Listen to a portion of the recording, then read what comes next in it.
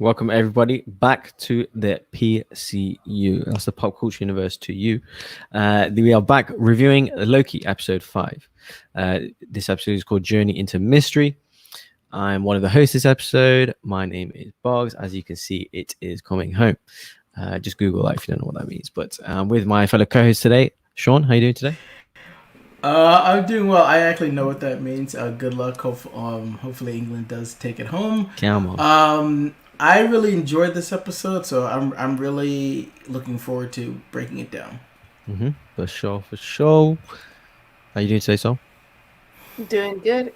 It's coming home, Bogz. Like, I'm not even English, but I'm celebrating it like I am today. My family and I are doing a get-together. We're going to have some kebabs. It's going to be some good food, some good sports, hopefully a good game.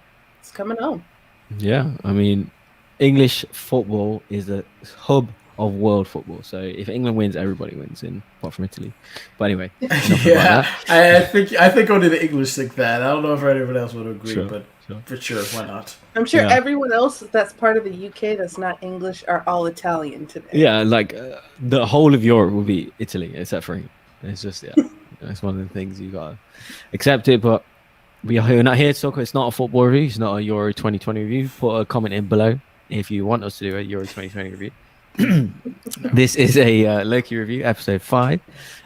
So we'll just give a quick summary, and then we'll get we'll do a breakdown. First up, obviously, it's a penultimate episode. For me, it kept up the pace from the ending of the last episode. When obviously Loki and Mobius got pruned. It's a large-scale episode. A lot happens. From apocalyptic kind of threats to small, tender character moments. A lot of questions at the end of the episode, so it didn't move the story along massively, but the stuff that we did get, I did find enjoyable. I thought it was the strongest episode of the Loki series. I felt like we've arrived now. Episode 5, I'm fully locked in. I did enjoy it, as opposed to some of the previous episodes. So I liked it. Sean, what are your thoughts? Summary of the episode. I really enjoyed it. I think, and I'll also say this, it actually made me appreciate the last 4 episodes even more watching episode 5, because I think we fully got a sense of Loki's journey throughout these 5 episodes now. Whereas, like when we first met him, they plucked him straight out of New York, so he just lost. And I think this Loki has now completed his journey to where he's this similar to the Loki that we meet at Infinity War, or we leave at Thor Ragnarok. I think he's that Loki now. He's been on a different journey. I think like him getting kneed in the balls thousands of times by a Lady Sif has helped him become that person. So when whatever happens in episode 6, I think he's gotten all the way there. So I agree with you. The story has slowly moved along, but I think the character moments have been satisfying enough that I don't need the story to make massive leaps forward. Because I think we're going to get a season 2. So for me, I really enjoyed the moments when obviously Loki was talking to his Lokis, and the moments with him and Sylvie, again, just establishing that relationship, whatever it's going to be. I thought really, really worked. Yeah, a lot did work in this. I did think it was perfect. I'll come to my issues with this, but first, that's a lot later on. But so, what are your overall thoughts on the episode summary? Give me your thoughts. I really liked this episode. I also liked all the quiet moments of Loki and Sylvie, or then you had Mobius and the other Lokis, classic Loki, Gator Loki, which protect Gator Loki at all costs. He was the shining star of this episode.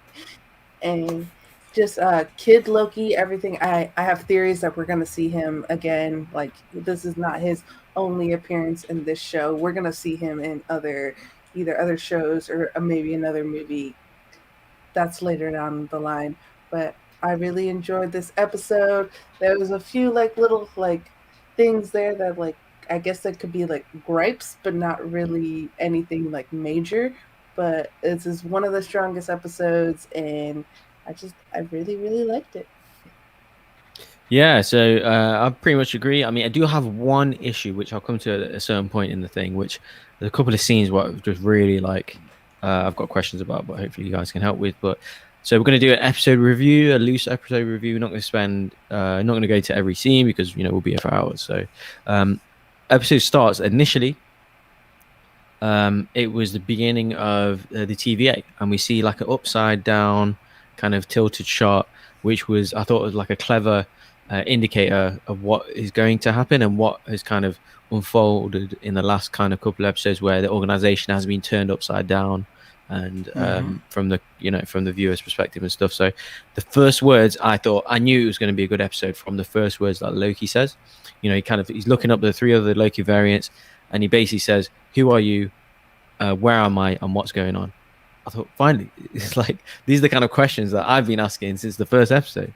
And then later on, we cut to Sylvie.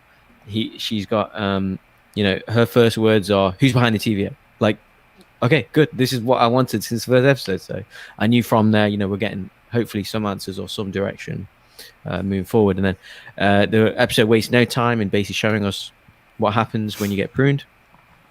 They're transported to like an apocalyptic dumping ground, almost, in which Loki is able to meet the other variants that have also been pruned, such as you guys have mentioned, Kid Loki, boastful Loki. But for me, it's by far the favorite kind of is the classic Loki and alligator Loki, who steal the show basically. And the alligator Loki, I genuinely was laughing at every scene it was in. It was either smart, it was funny, it was just like weird at times, but with even his little helmet that he's had, I just thought it was great. It was such a random thing that I wouldn't think I would find funny, but I thought it was really clever. And Richard E. Grant playing him, I just think he's so good. And even the outfit, like a throwback to like old comics, and his whole, I think me and Sean were randomly talking about the Spice Girls movie, right? He's the main male lead in the Spice Girls movie, right? Yeah, that's right. Yeah. And I've just thought, because he's been in so many British things over the years, and like now just thinking about it, he's in Star Wars, he's doing this, he's been Oscar nominated, he's just, anything he's in at the moment is just fantastic. So yeah, so obviously we'll go for you there, Sean. So seeing the initial things when they what happens, obviously, when you get the kind of, you see the apocalyptic kind of place that they're in, so you get more detail later. Just for now, seeing the variants and seeing their personalities, what were your thoughts on that? Yeah, I mean, I really liked seeing all the interactions with Loki. The Gator Loki is funny. I'm very curious to see, like, when obviously we get episode 6, the next week they'll do like the behind the scenes stuff, like what was the thought process behind that. And I also love that Loki just kind of was like, I'm surprised that I see it and I'm not like surprised by it. He's surprised that he's not surprised. So I love that he just like, yeah, we're just gonna go with it. It's a Loki, okay, whatever. Don't have to explain it. It is what it is, and just let's move on. So I just like how he's not shocked by anything anymore. He's like, it is what it is. But yeah, just to see the different variants was very, very interesting. And I agree with you, Bogz. The fact that he's just like, what the hell is going on? And them kind of explaining, like, all the other Lokis have kind of just given up.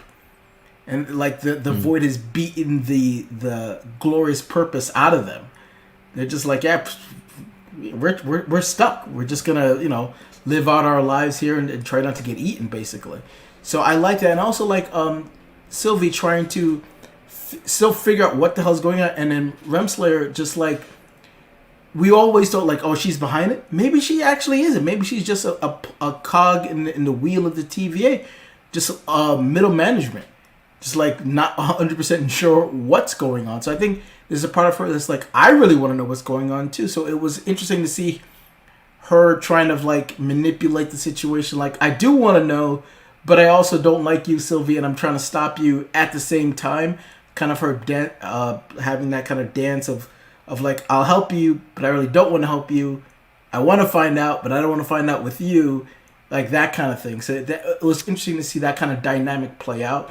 So like the first part of the episode was really, really interesting, especially when like she self prunes and they think, oh, well, she's dead. So they still play with that trick. Well, she's dead. Like we all knew she wasn't. So Yeah, I've got thoughts on the Sylvie stuff, which I'll come to after this. But yeah, just as well. So your thoughts, and including obviously some of the some of the fight scene that we get after that as well. We get presidential Loki, getting his hand bitten off, of course, by the alligator Loki, and just showing how different they are from each other, and but still proving that you can't trust a Loki, no matter if it's an alligator, if it's a classic Loki, whatever, you just can't trust him.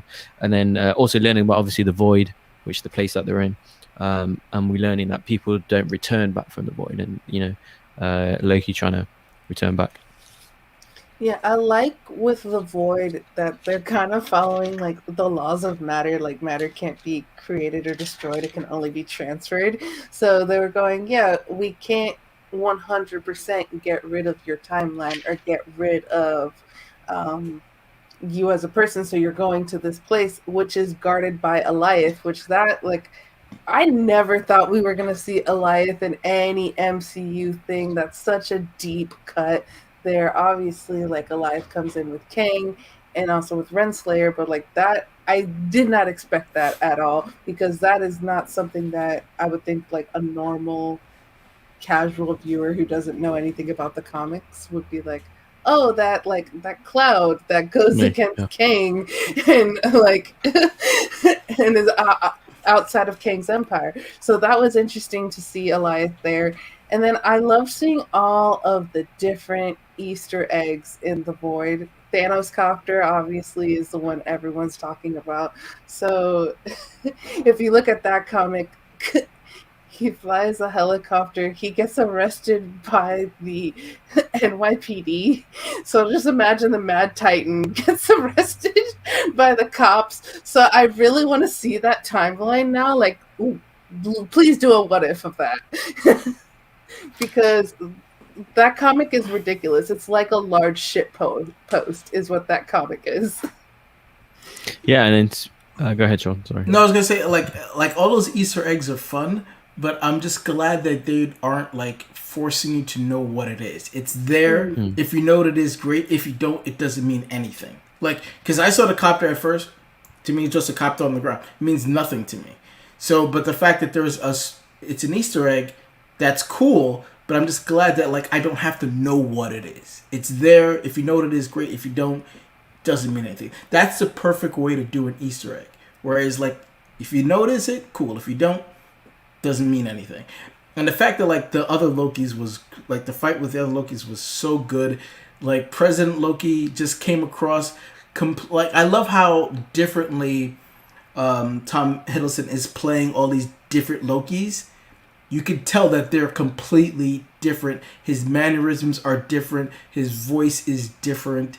Like he's playing it very, very well. His acting ability in this is coming off very, very well. Just the same way Elizabeth Olsen, yeah, her acting chops just like went to another level. I think he's actually more established actor, but I'm just saying he's showing off a very good range here in this show. So that whole fight with the alligator biting off his head was funny. But I just like the fact that the Loki, like, well, I betrayed them, so I can, and then he was like, well, now I'm betraying you. And then they betrayed him. So it's just like they're all betraying each other. And then that kind of fight, and then our Loki just kind of like dodging and weaving in between was just so funny. And being upset with himself, too. He was just like, he expects it of a Loki because he knows that a Loki is always going to betray. But it was kind of like just being upset with everyone and like annoyed and frustrated in that moment. Like his facial things, not just dodging, but what his face was actually portraying in that scene was hilarious. Like utter nonsense. Yeah, exactly. And we see obviously the Eliath roaming around the skies, as you said, and it preys on those who are pruned, basically. And Loki then launches a plan to kill the Eliath to escape, I guess. And we see it kind of destroy like some kind of battleship. And then he kind of has to... It was just like a nice visual kind of confirmation that your plan is not going to work here. So he has to kind of reset that. It establishes that, this futile plan does not work. And then, but luckily, he kind of sees and meets up with Sylvie, who they have to kind of reset and readjust and have a plan of their own action. This is where my kind of biggest issue of the episode was. Not that moment, but Sylvie's kind of first half of the episode until she teams up with Loki, basically. I found that her and the Renslayer stuff was really dull. They haven't spent enough time with Renslayer. Like, what is her deal? Like, the way she flip-flops almost every line. Like, oh, okay, does she want to team up with them? Oh no, and then she's working for someone else. Oh, she can't tell anyone. Oh no, she's trying to help them. Like, it's actually, I find it quite annoying. Like, 5 episodes in, we don't know who she's working for, what she's doing, what's her agendas. I've been watching this for nearly 5 hours now, and I still haven't got a clue about her. I just wish they spent some more. I was thinking this after the first episode. She was only in a couple of minutes of the first episode, so I just find that she's too mysterious, and it's underdeveloped character in my opinion. Because I haven't got a clue where she's. We've only got 1 episode left. Is that enough time for us to kind of get all the information about her? I'm not sure. But Sean's already mentioned her. I'll come to you in a second, Sean. But so, any thoughts on Sylvie coming up to this point? Her with the Renslayer stuff, and going back and forth with the, in the TVA, and then pruning herself, and then teaming up with Loki. Yeah, the Sylvie and the Renslayer stuff acted really well. Like, they're acting there. But what annoyed me in that scene is just Renslayer, like Sylvie, like believing Renslayer there. And I don't know if that was just a ploy to get more information from Renslayer, or if she actually was believing that Renslayer would be on her side. And it's kind of that moment, I agree with you in there. It's like, where is Renslayer at? In one moment, she's like, I want to find out what's happening. In another moment, she's just like, I'm the head of the TVA, and like, I'm going to do whatever is good for the TVA and nothing else. And so it seems like those two things don't align with each other. And so I'm hoping that, like, in the next episode, we figure out what exactly her role is. But I'm still over here questioning, like, what is Renslayer about? And that's my little gripe of this episode. Yeah, same as me. Like, she's still being mysterious, and there's only 6 episodes. We're on the 5th episode, and she's still mysterious as she was in the first episode. So that's my kind of biggest frustration with this episode, to be honest. But Sean, you already mentioned her. Any other thoughts about Renslayer? Yeah, I mean, she's not frustrating to me at all, because I think until episode 4, she thought the TVA was one thing, and now she sees it as something complete. She's been lied to. Again, I compare it to middle management. Like, she's not high enough to know all the secrets, but she's high enough to, like, be in control to some degree. But when you find out that what you thought was your boss is a lie, she starts to question herself. And the fact that she understands where Sylvie's coming from, but she's aligned in the sense that she does want to find out more, but not in the way Sylvie wants, because Sylvie wants to find out and then destroy it. I think Renslayer just wants to find out why I was lied to. So they have similar agendas, but not really. Like, they both want to find out who's behind the curtain, but that's where their alignment ends. Because Sylvie wants to find it and take it down. She just wants to find it and probably be told, well, why aren't I good enough to know the truth? Aren't I running things? Like, so I think that's where she's coming from. So if she's like, hey, you want to help me find out? Cool. But I really don't want you to, because then you're going to want to burn it down. She's like, I'm getting from her, I don't want this thing to be torn down. I still want to keep my job. I just want to be more informed. I want almost like a promotion type. So for me, I didn't find her frustrating. I like her character. Would I like to see more from her? I guess, maybe, but that doesn't mean that we're not going to see her more in episode 6, and obviously in season 2. She's probably still going to be around, because I don't think the TVA is going away. I think we're just going to find out in the next episode who's behind it, and we can talk about that later. Yeah, sure. And then kind of going to... So then it kind of cuts to their quiet moments in terms of with Sylvie. Before, so they've kind of established their plan, what they're going to do. They're going to try and enchant this Alioth being, and then they have a kind of calm before the storm, quiet scenes, kind of nervously chatting away, almost like school kids, like flirting, kind of in a land full of Lokis and variants and magic and monsters. It's just like the human interaction, which is kind of the standout scene of the episode. And when he puts the kind of cloak around her, I thought it was really sweet. Just them two talking, I thought it was just kind of nice moments. And because I haven't always liked these moments in this series, because I've just found them frustrating or repetitive. I thought this was a little bit different. I thought it was acted quite well as well. And then we also, Owen Wilson's character, obviously, in Mobius, we see him return, obviously, with Sylvie. And I just liked his having his comedy back again in this dark place, apocalyptic, void that they're in, just having his back and forth, his humor. And then it allowed him to have a proper goodbye with Loki as well. They kind of embraced and had a little hug, like they're friends now. And then before kind of he departs, maybe thinking they might not meet again, or they might not see each other again. So I thought that was a nice send off for his character in terms of them two being a team, or working together. But so what were your thoughts on the kind of slower, quieter moment with Sylvie, and obviously Mobius's return and his kind of send off before him going back to the TVA? I love seeing this Loki be awkward about 1 second. My niece wants to say hi. Come here. Hi. It's a soul variant. Look. It's a soul variant. I apologize for that. That's fine. But with it, what I was saying is I like seeing him be awkward about having people care about him. Because when Sylvie says, Mobius cares about you, he goes, I'm cold. He's a frost giant. He doesn't get cold. So that was more of a mechanism of let me do this to protect myself. But then he extended it to make the blanket go over Sylvie as well. So that too was giving more meaning to stuff than what you can initially see on screen. So I loved that moment between the two of them. And it was very sweet. And what was the second part? Because I got it's Owen Wilson, Mobius's kind of return and his fun stuff.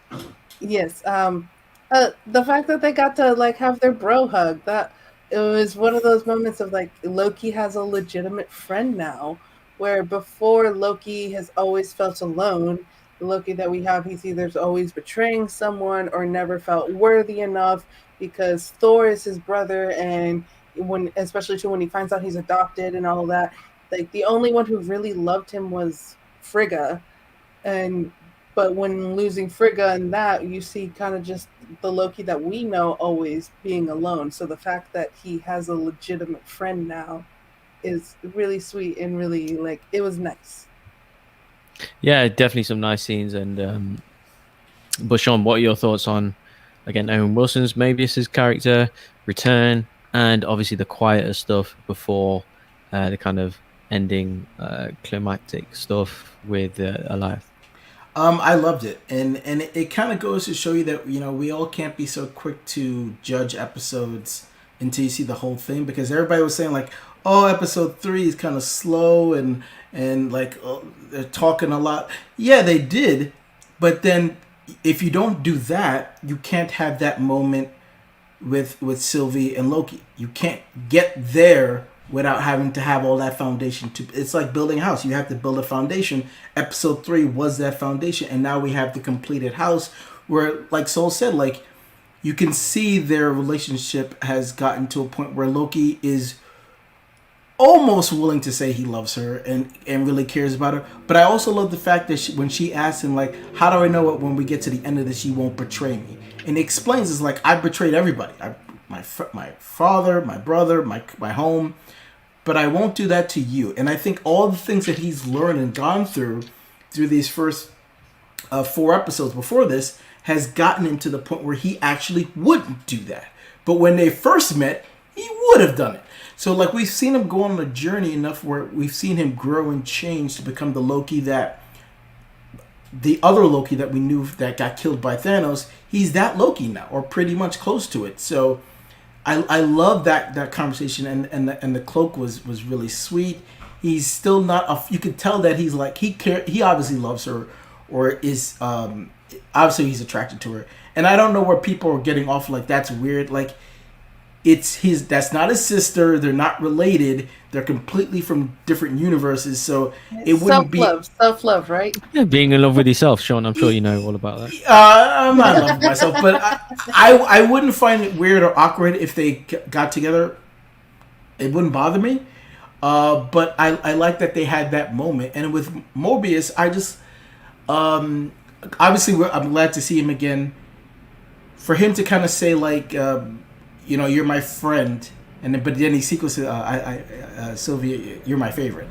I love that little dig, because obviously he knows Loki could hear that. So I hope that's not their final scene together. I would predict that it won't be, but it's like that they had like this understanding that regardless of all of the betrayals and things that they did to each other, they're actually now friends. And I think Loki's had his first real friend that he can honestly say that's who he is. Because I don't even think he would say Thor is his friend, because they don't have that kind of. They try to have that relationship, but they don't really have it. But him talking with the other Lokis and then like talk about like, is this Gator really a Loki? Maybe he's lying. But then if he's lying, that kind of makes him a Loki. I love that the logic there, but then I also love Tom Hiddleston just like, it just accept it. It is what it is. So there's the whole back and forth between everything. I really, really enjoyed it. And it really goes to show you the even though the story hasn't moved that much from, I would say, episode 3 to now, it's paying off with the progression, with the character development between our Loki and Sylvie specifically. Yeah, and then going into the kind of final parts of the episode, kind of big, awesome visuals, effects.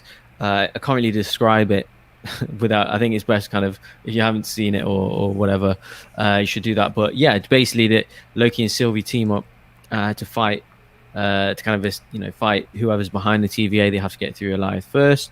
They kind of combine their powers to enchant the Alioth via classic Loki's help, who super impressively builds a replica of Asgard whilst doing so, and he does all the whole glorious purpose stuff, and just the way Richard E. Grant can kind of do that, and is it just looked like he was having so much fun filming it, and the effects, like I said, were great, and that was all really fun and stuff, and then kind of pretty much the episode ends on a little bit as the dust settles, and they kind of go to find out who is still behind the TVA. And that's kind of my second issue with the episode, is that we still don't know who is behind the TVA. We're on episode 6 now.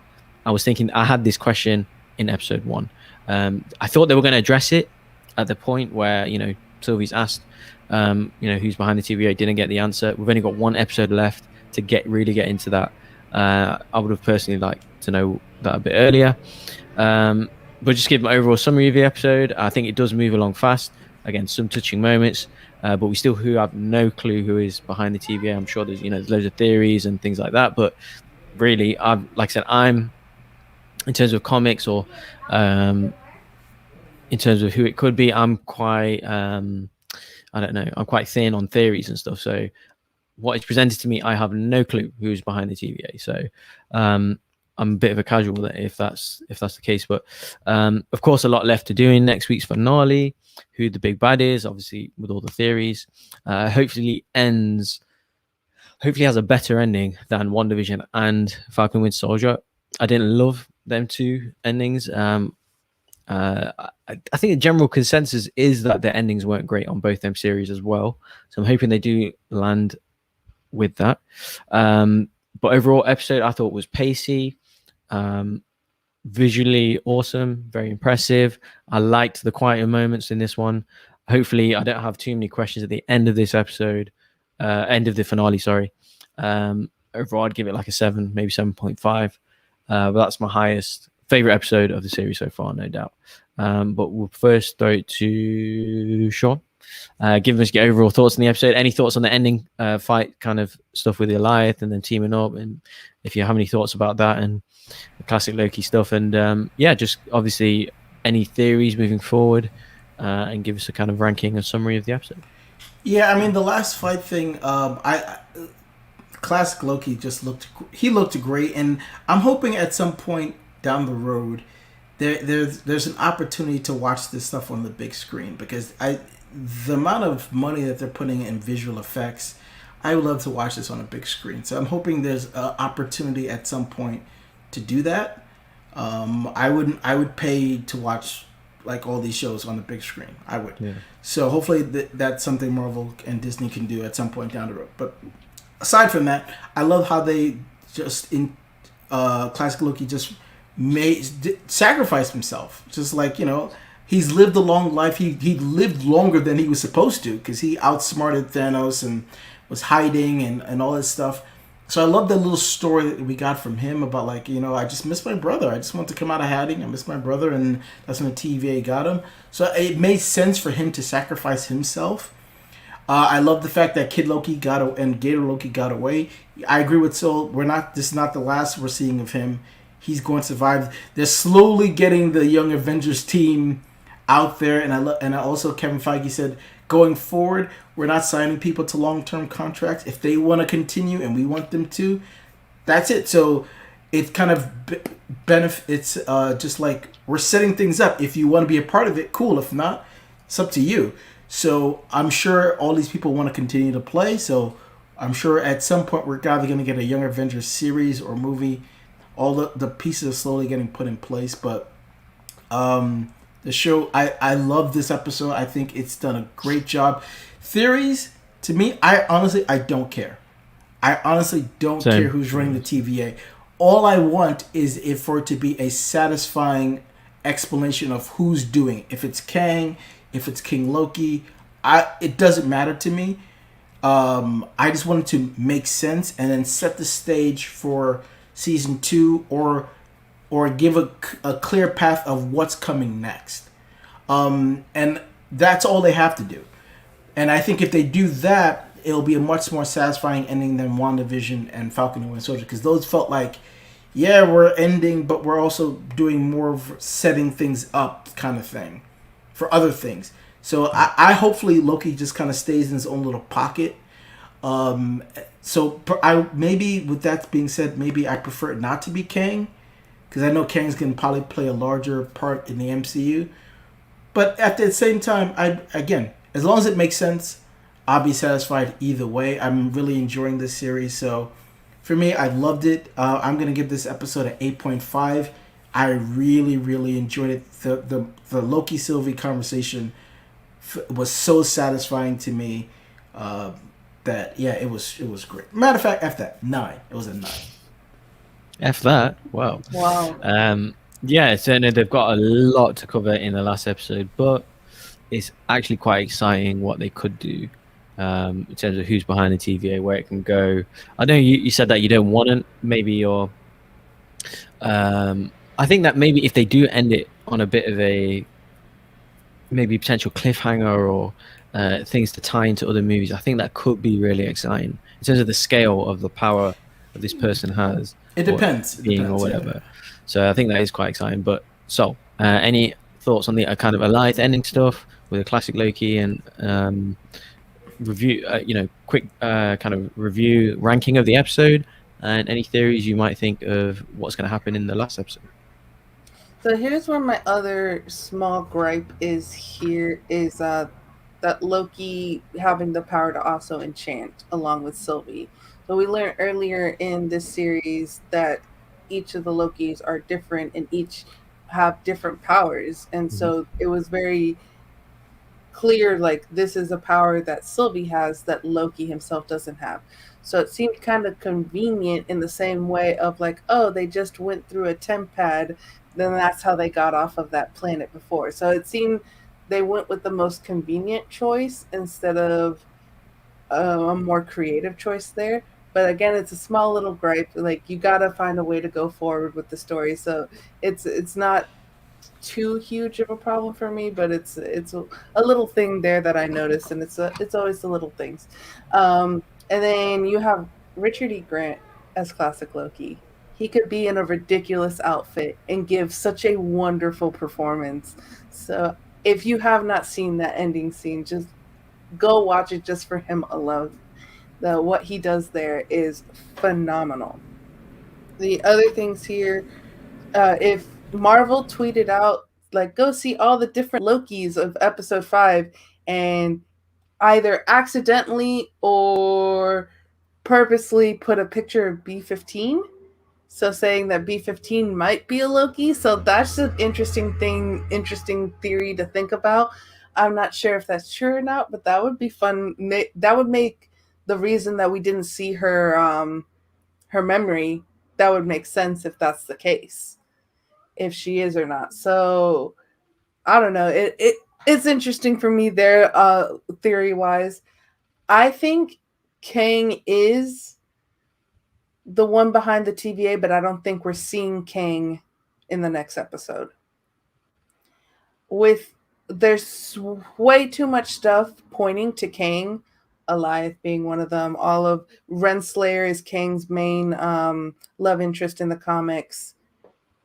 Way more stuff than like the Mephisto stuff with WandaVision.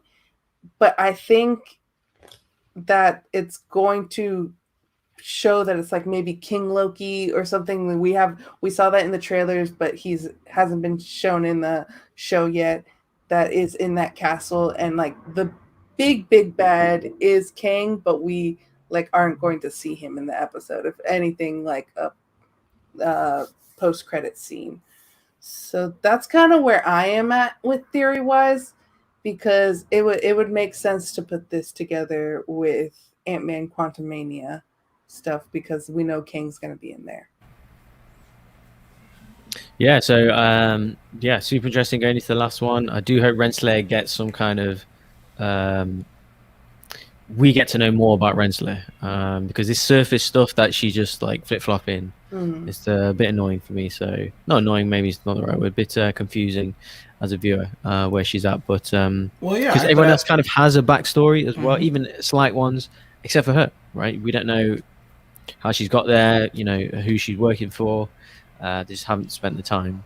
Well, yeah, but that's why I think we have to see it. Like, I hear what you're saying, so, but I think to pay off what we've seen, she specifically has to know who's running things to see where does she go now? Because I think she does know to a certain extent. There's a season 2 as well. Not yeah, but I'm just saying, like, but the moment she finds out, if she's in a fork in the road, like, what does she do with this information? So I think for her character specifically, she has to find out who's really behind it. More than everybody else. Yeah, if there's a season 2, you don't show your big bad at the end. You show in a post-credit scene. Like, with Thanos was shown in a post-credit scene in Avengers, and that's the first time we saw Thanos in the MCU. I'm thinking that it's going to be the same thing for Kang. Kang is going to be as big as Thanos going forward, I feel, for the next phase of the MCU. So to introduce him in this show, especially with all the backstory that he has, to show him in the last episode and not be developing that and showing him in previous episodes, I think would be of disservice to him. So I think there's going to be nods. There's going to be things. We're not going to find out fully who's in charge. We're going to find out all the worker bees, all the people right before the top. And I think that might be interesting to leave it in that open-ended way. Well, I mean, so here's what they could do. Because I don't know if they would introduce Kang in this, but what I would say is, what if it's, let's say, like King Loki, who's behind the TVA, but didn't create the TVA? Like, they could have Kang created the TVA, but he doesn't run the TVA. So you can have your cake and eat it too. I think King Loki is like a lieutenant of Kang. Maybe, but I'm saying, I'm kind of where you are at there, but I think Kang is still running it, but he's giving most of the day-to-day operations to probably like King Loki. Yes, but if that makes sense. But he's still in charge. With me, yeah. Kang is still I think Kang is still going to be the one in charge of the TVA. This could be completely wrong. I'm dying to cut you guys off to say, you're talking about King Loki, you're talking about these characters. It doesn't matter as long as it's satisfying. But I do think whoever's behind it, we will find out in episode 6. We will find out whether we see, I think we have to find out and see the person. We have to. We'll see. That's where I'll leave it at that. I think we'll see him in the post-credit. That's my wacky prediction here. Is that we'll see Kang in the post-credit, but we're not going to see him in the episode. It's going to be left open-ended in the episode. We shall see. Interesting Final episode, yes.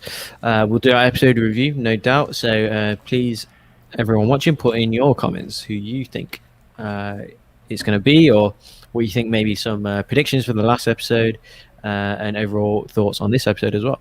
Thanks everyone for watching. Please like, comment, subscribe. We do have other reviews dropping. Of course, the Bad Batch. Of course, we're going to drop a Black Widow review. We've got more trailer reactions, that kind of stuff. So come along for the journey. And thanks everyone for watching, and see you for the big episode 6 review coming in the next few days. Glorious